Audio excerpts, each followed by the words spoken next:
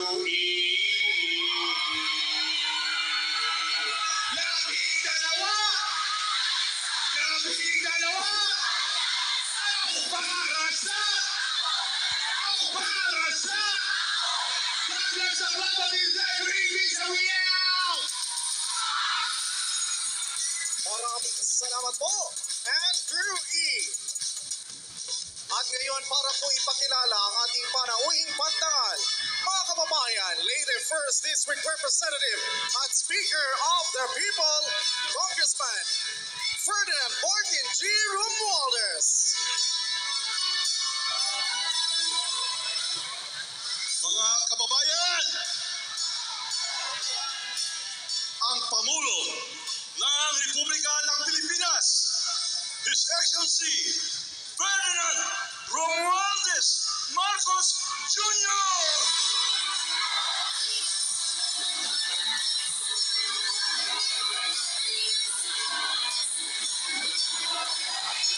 Damo, salamat. Maupay nga gabi, Tacloban. Maraming salamat sa inyong napakainit na salubong na ibinigay sa grupo natin na alyansa ating mga kandidato para sa Senado na nandito ngayon sa inyo kasama sa Tacloban. Maraming salamat at kami po ay nandito upang ipakilala sa inyo at ipagmalaki sa inyo ang mga kandidato ng alyansa na para sa Senado sa darating na halalan itong Mayo. Alam niyo po, ako naman, napakadali po ng aking naging trabaho dahil po napakadali po na ipakilala ang ating mga membro ng Senate ticket ng alyansa upang po dahil po naman kung titignan po ninyo ay talaga naman sila ang pinakakilalang, pinakamagaling, pinakamahusay, pinakamasipag at pinakamahabang karanasan na tumutulong na tinaya ang kanilang mga buhay para sa serbisyo publiko. Ito po ang naging alyansa. Bakit po naging alyansa ang tawag sa amin? Kung maalala po ninyo, ang mga eleksyon, mga kampanya, kapag naglalabasan po yung mga kandidato, kadalasan po pare-pareho yung suot na t-shirt, parehong kulay lahat. Ngunit kami ay naiba. Naiba dahil kami ay iba't ibang partido ang pinanggalingan. Ngunit dahil sa aming panindigan, na dapat na kung talaga tayo ay tapat na magserbisyo sa publiko, dapat tayo ay lahat na nagtutulungan, dapat lahat tayo ay magkaisa, dapat lahat tayo iniisip lamang ang kapakanan ng taong bayan at kung paano pagandahin ang Pilipinas. Yan po ang grupong alyansa na nasa harap po ninyo ngayon. Napakapalad ko po dahil iniisip ko po bilang Pangulo ay kailangan po natin ang mga tulong ng ating mga senador.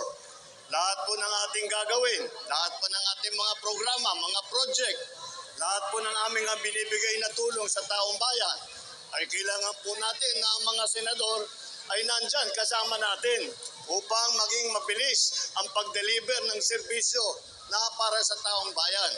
Kaya naman po, nakita naman po ninyo, may kaunti tayong video na nakita ninyo yung mga ibang malalaking proyekto at malaking programa na ginagawa natin at nating nabuo na sa nakaraang 2 taon. Yan po ay simula pa lang. Tutuloy-tuloy pa natin yan, palalawakin pa natin yan at kailangan ko po na meron tayong mga kasama, meron tayong mga kakampi sa Senado. Ito na po ang tutulong sa atin sa Senado pagkatapos nyong ihalal sila bilang senador sa Mayo ng eleksyon natin. Tingnan po natin, alam niyo po, kung narinig niyo po naman sila, kilala naman ninyo na sila, nakita naman ninyo na sila magagaling po. Marami nang nagawa na itulong sa tao. Makita, narinig naman po ninyo ang kanilang mga pinaplano. At ano pa ang kanilang nais gawin sa darating na panahon upang patuloy ang kanilang pagserbisyo sa publiko. Kaya naman po ay hindi lang ito kagaya ng mga kung minsan ay nagpapangako at hindi naman natutupad dahil meron na po silang pinakita na performance noon pa. Dahil pag pinagsama-sama mo itong lahat, wala nang kasing lakas na ticket na lumalabas ngayon na para sa halalan sa Mayo. Ito na ang pinakamagagaling na aming makita, na aming magiging katulong, ating magiging kasama. Tignan po natin. Alam niyo po, 8 po sa kanila ay veterano na sa Senado. Ibig sabihin, sila ay naging senador na. Andiyan po, Senator Cayetano po, si Senator Lacson, Senator Lapid, Senator Marcos, Senator Pacquiao, Senator Revilla, Senator Tolentino, at Senator Soto. Alam niyo po, si Senator Tito Soto, hindi lang po senador. Siya po ay naging Senate President. At sasabihin ko po sa inyo, dahil nung senador ako, siya po ang Senate President namin. At nakikita mo, alam mo naman, kaming mga senador, may hilig magdebate, may hilig magtalo. Ngunit, noong siya ay Senate President, lagi siyang nakakahanap ng paraan o lagi siyang nakakahanap ng magandang usapan para maging maayos ang patakbo ng Senado, para ang trabaho namin ay maging makabuluhan at maging matulungin sa taong bayan. Bukod pa rin po, kung nasa legislatura po tayo, 7 po sa ating mga kandidato ay dumaan po sa mababang kapulungan. Naging congressman po. Andyan po si Congressman Abalos, Congressman Binay, Congressman Cayetano, Congressman Marcos, Congressman Pacquiao, Congressman Tulfo, Congressman Villar.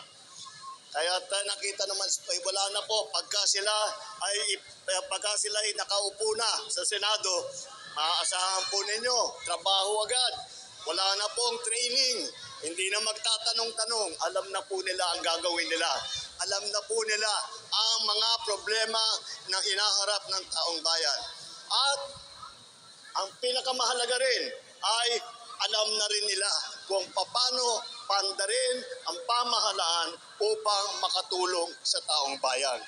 Hindi na po bagito sa pagsusulat ng mga batas.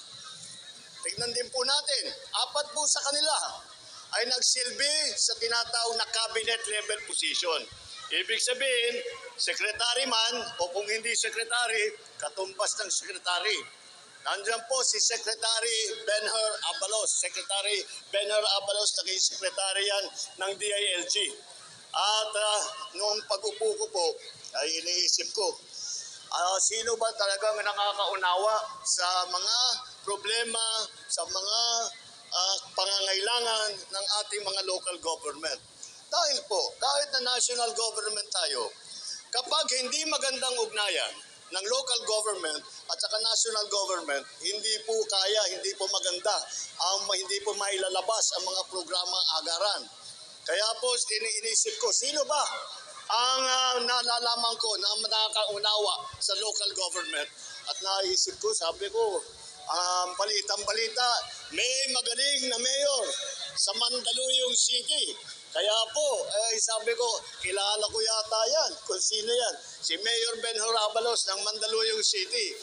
Sabi ko, tamang-tama yan, ilagay natin siya sa DILG. Kaya po, naging Secretary Benher Abalos siya ng DILG.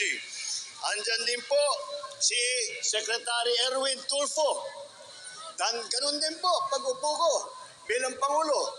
Iniisip ko, sabi ko, sino ba ang kilala ko na wala nang ginawa sa buong buhay niya kung hindi tumutulong sa mga maliliit, tumutulong sa mga nangangailangan, nagbibigay ng boses sa mga walang boses.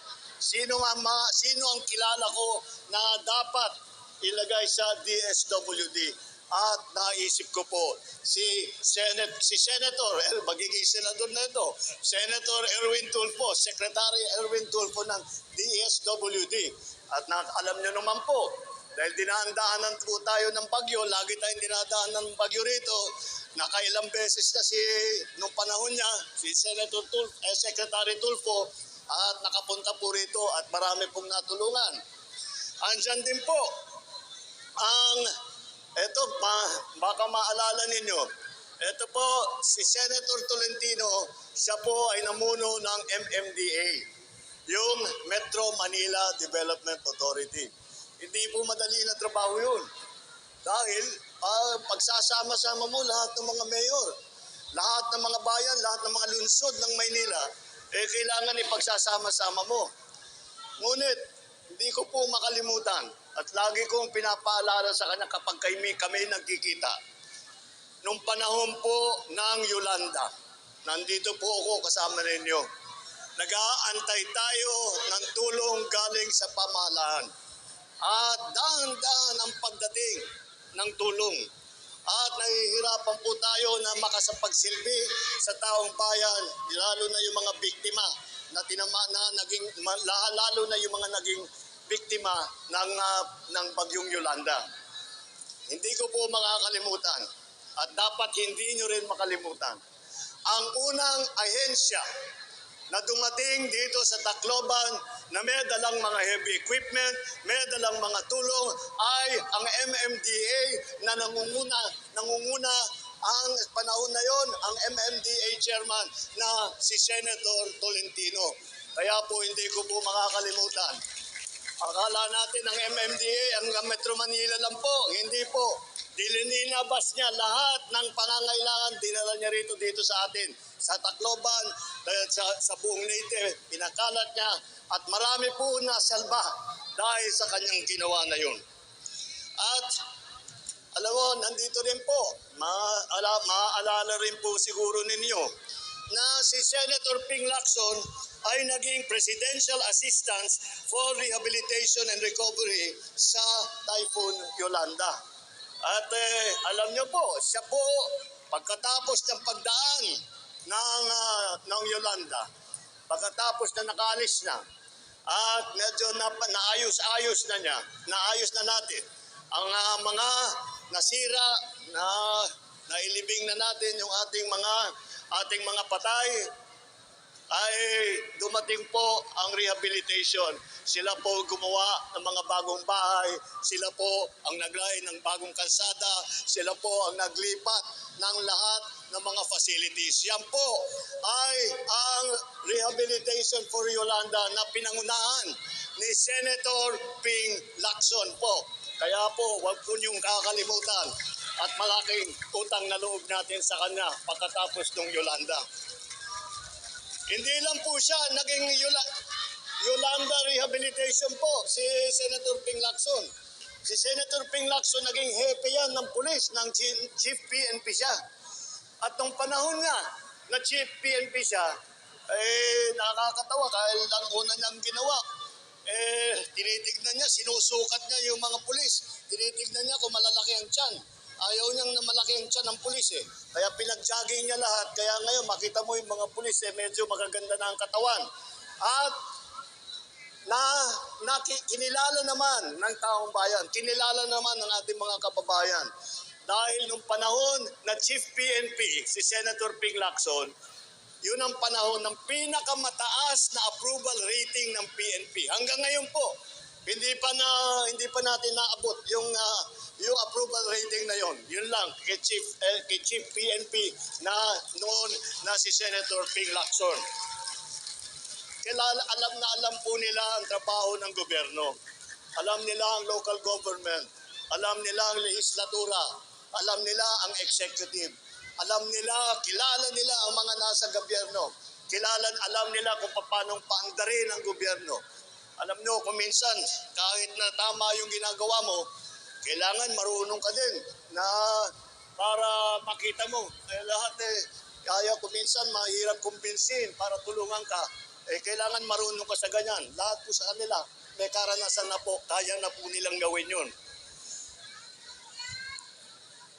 ito, kakala nabanggit ko, ang mga governor, ang ating mga local government. 3 po na ang ating kandidato ay naging gobernador. Ang kapatid ko po, si Sen Aimee, naging gobernador ng Ilocos Norte. At ang ating kaibigan na tumutulong din sa atin sa Senado ay naging governor ng lalawigan ng Pampanga. Sino kaya yon? Hindi nyo alam kung sinong naging governor dito. Si Senator Lito Lapid, Governor Lito Lapid po ng Pampanga. Kailangan malaman ninyo na malawak ang karanasan yata ni Paring Tolits. At talaga namang makita mo, dinaanan po niya lahat. Kaya Pampanga ngayon, kung makita ninyo ang Pampanga, ang ganda na ng progreso ng Pampanga. Nasimulan po yan ng ating butihing gobernador na Governor Lito Lapid ng Pampanga. At siguro naman itong pangatlo, siguro naman kilala nyo ito kung sino naging gobernador ng Cavite. Aba, mahina sa geography itong mga ito. Bong Revilla, Governor of the Province of Cavite. O nakita ninyo, hindi nyo pala alam yun. Akala nyo, action star lang yan. Hindi, marami pong pinagdaanan yan. Paminsan-minsan na lang gumagawa ng pelikula. Ang lahat ng panahon niya, nalalagay na nga sa trabaho ngayon. Pero, ang fastest growing province sa buong Pilipinas for the last mga 3 to 5 years ay ang Cavite. At yan, nasimulaan po ni Governor Bong Revilla ng lalawigan ng Cavite. Hindi lang po gobernador, meron din tayo mga mayor na sila ay naging mayor ng mga malalaking lungsod. Inabanggit ko na, si Mayor Benhur Abalos, mayor ng Mandaluyong City. Kaya po sumikat si Benhur Abalos bilang mayor dahil marami po siya, habang nung mayor siya, napakarami ang natanggap ng mga premyo, napakarami ang mga pagkakilala na binigay sa kanya dahil sa napakaganda niyang takbo sa Mandaluyong City. Yan po ay dumaan din bilang mayor ng Mandaluyong City, ang ating Mayor Benhur Abalos. Andyan din po, Mayor Tolentino. Ito siguro hindi ninyo alam. Si Senator Tolentino, alam nyo ba na siya ay dumaan sa local government? Siya po ay naging mayor ng Tagaytay City po. At naipatakbo niya ang Tagaytay City. Meron ba kayo sa inyo pupunta ng Tagaytay? Ang ganda-ganda ng Tagaytay. Inayos niya nung panahon na mayor siya. At sinong naging mayor o mayor pa rin ng pinakamayaman na lungsod sa buong Pilipinas? Ano ang pinakamayaman na lungsod sa buong Pilipinas? Tacloban. Hindi. Pinakamayaman na lungsod sa buong Pilipinas ay ang Makati City. At ang kanyang mayor ay si Mayor Abby Binay. Lagi po namin iniisip na napakadali po kung mayor ka ng pinakamayaman na lungsod sa buong Pilipinas. Sasabi, walang problema sa pondo. Lahat ng nais namin gawin, magagawa namin. May katotohanan din yun. Ngunit iba-iba ang inisyatibo ng bawat mayor. Alam niyo po ang ginawa ni Mayor Abby Binay sa Makati, dahil may pondo nga siya, ginamit niya para bigyan ng benepisyo lahat po ng may sakit, lahat po ng mga matatanda, lahat po ng mga kabataan, lahat po pinipremyohan niya pagka may nagawa. Yung mga 100 years old may natatanggap na pera, pero pang cake. Yan po ang Mayor Abby Binay ng Makati. At baka naman nakalain ninyo, puro tiga Maynila ang ating mga kandidato. Hindi po totoo yun. Alam niyo naman po ay kung saan-saan po nanggaling ang ating mga kandidato. O kilala ninyo ang ating kampiyon, si Senator Manny Pacquiao. Galing po.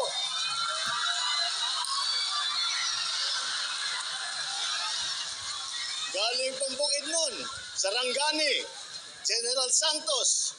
Yan po ay doon naman siya doon sa Lubake.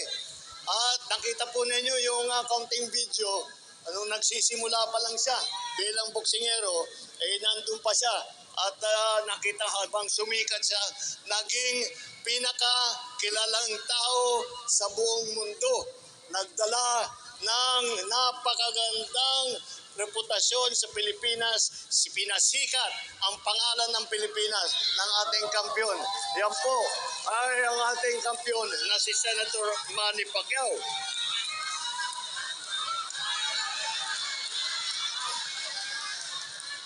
At bakit hindi nyo rin alam, si Senator Erwin Tulfo, siya po ay Tabawenyo. Dahil dun siya lumaki, dyan sa Davao at saka sa Sulu. Dahil po yung ama niya, dyan po na destino. At yung ama naman niya ay naging bayani ng Pilipinas. Kaya po si Erwin ay kung saan po nakakaabot, kilala niya siya bilang nakikilala niya sa radyo. Ngunit at akala niya taga Maynila, ngunit hindi po, taga Mindanao po siya. At baka po hindi ninyo alam, siguro mga masyado ng bata itong mga audience natin alam nyo ba na bago kay Senator Tito Soto, meron ng Senator Soto noon pa? Oo. Noong nakaraan, ang unang Senator Soto na umupo sa Senado ay si Senator Vicente Sota na tiga Cebu naman po. Kaya Bisaya din, kaya makita naman ninyo, ay lahat po sila kung saan po nanggaling. Talaga naman para malaman kung ano ang mga pangangailangan sa iba't ibang lugar. At di ko na siguro kailangan ipaliwanag. Kami ni Aimee, ni Senator Aimee, ang mother namin si Imelda.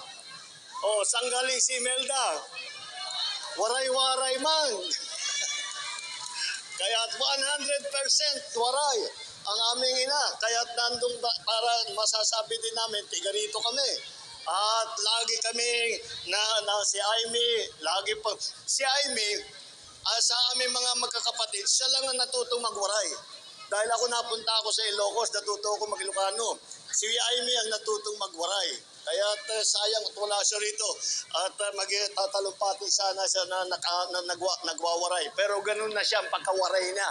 Kaya tamang-tama po siya na ibalik sa Senado.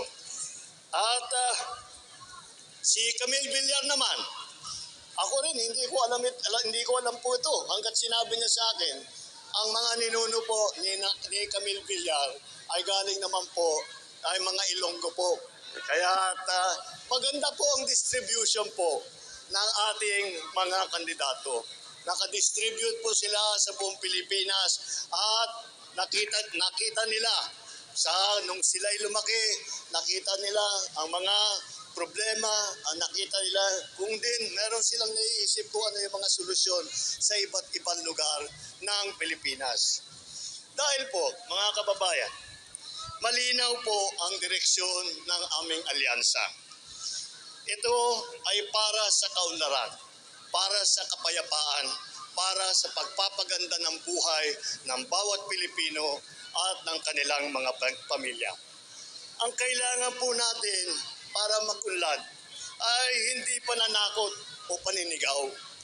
Ang kailangan po natin ay solusyon, hindi mga maiinit at maanghang na salita na wala namang katuturan, wala namang kabuluhan, at walang kinalaman sa problema na hinaharap ninyong pang-araw-araw. Ipaglalaban din namin ang ating soberanya at karapatan sa pamamagitan ng diplomasya at dignidad. Hindi natin isusuko kahit isang pulgada ng ating teritoryo at hindi tayo kailangan sumunod sa kahit na sinong dayuhan. Tayo lang, mga Pilipino, ang may karapatan na makinabang sa yaman ng ating sariling bayan. Yan po ay paglalaban ng inyong mga alyansa na kandidato. Sa laban naman kontra sa droga at sa krimen, hindi po natin kailangan dumaan sa madugong solusyon. Wala po sa amin ang naniniwala na ang solusyon sa krimen at saka sa droga ay ang pumatay ng libo-libo na kapwa nating Pilipino. Hindi po tama yun. Ang tamang paraan para tiyakin ang kapayapaan at ang kaayusan.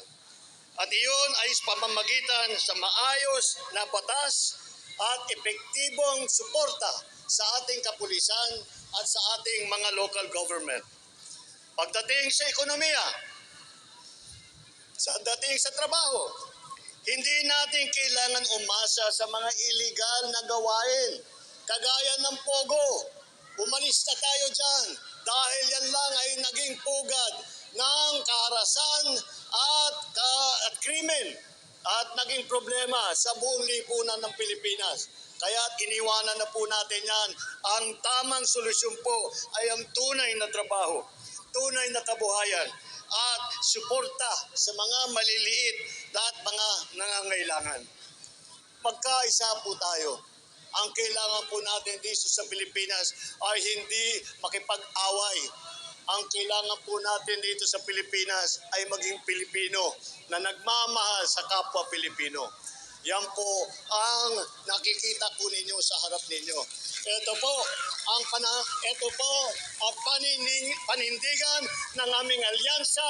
Ito po na alyansa na grupong ito ang magdadala ng mas magandang Pilipinas, ng bagong Pilipinas na ating hangarin para sa ating mga kababayan. Kaya po, sa susunod na Mayo, huwag niyo pong kalimutan, 12-0 po, alyansa ang iboto. Mabuhay ang alyansa para sa bagong Pilipinas. Damo na salamat. Sama-sama natin mabuti. Kinakaman tayo mabuti.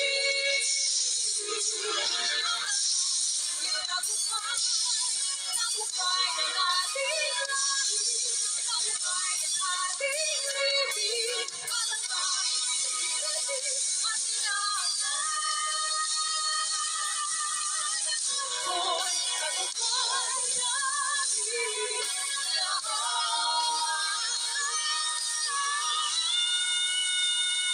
Tacloban City! Buong puso po nating iwagayway